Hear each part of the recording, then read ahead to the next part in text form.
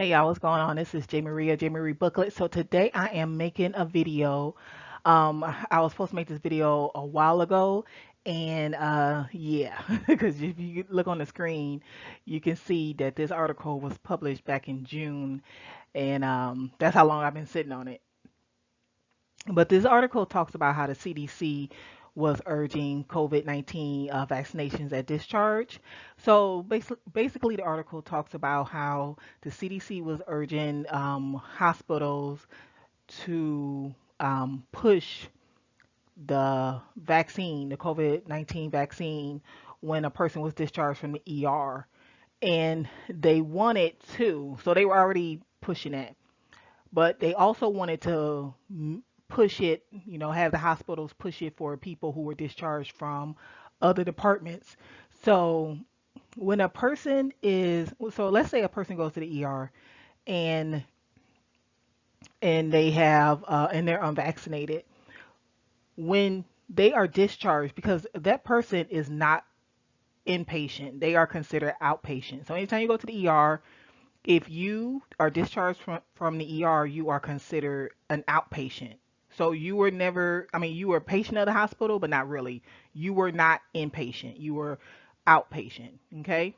Now, when you get admitted and get a bed, then you may or may not be an inpatient because some hospitals they have observation units, so they will observe you for 24 hours. There's a 24-hour observation, and even then, you're still, for the most part, outpatient. Now, there are some patients who are inpatient observation, but not really. I mean, that's rare.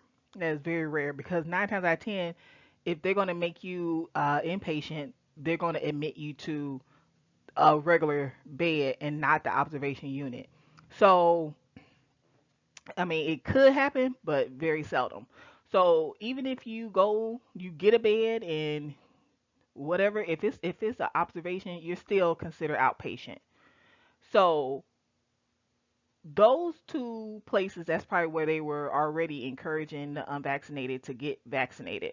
But this article talks about how they wanted to establish when a patient is discharged from anywhere in the hospital to encourage or to urge the COVID-19 at discharge. Now, people, still have the right to refuse. That is, it is what it is.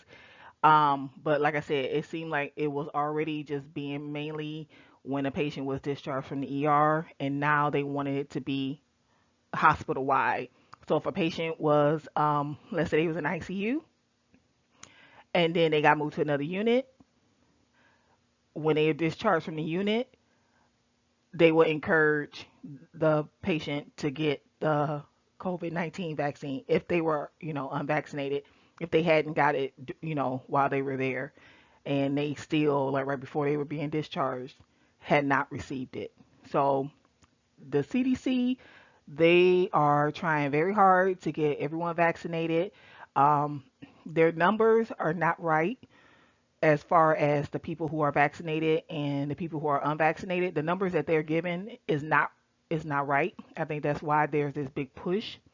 You know, there's this big push to get people vaccinated. And when I say the numbers are not right, the numbers that they're putting out of the number of people who are vaccinated is not right. Like the numbers are right, but they're spinning it to make it look better than it actually is. That's basically what I'm saying. So that's why there's this big push. This article was published in June. We are in September, and the numbers are just not there with the vaccination. And the trust that people had in the COVID-19 vaccines in June is way low now because now they're talking about booster shots, and all that stuff. So there's a big thing, whoop-de-doo going on. But like I said, CDC urges, hospitals, medical facilities to push the COVID vaccine at the time of discharge for patients. If you have any questions, you can put them below. You can follow me on my blog. It's J Marie Booklets. That's where I talk about being a health unit coordinator. And I'll talk to you later. Bye.